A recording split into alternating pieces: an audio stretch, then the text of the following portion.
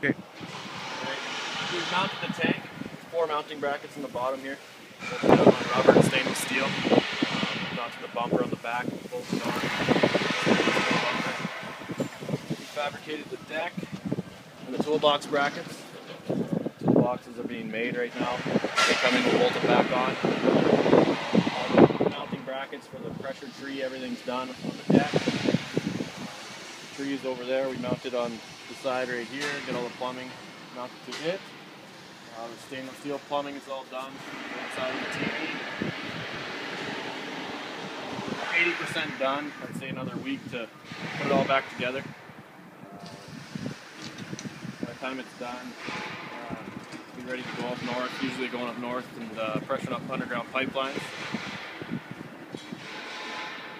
What else is there?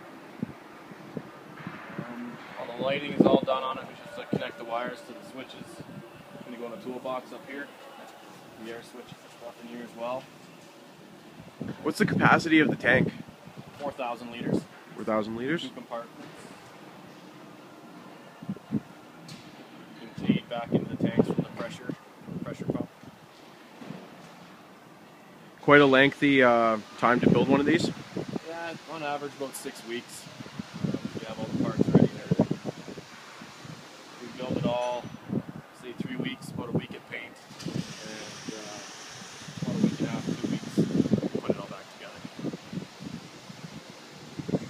So you'd say about another week and she'll be ready to roll out of here? Yeah, roughly another week. Test it for a couple days, get it up to full pressure. No leaks, we're good to go. Alright, I think that should suffice.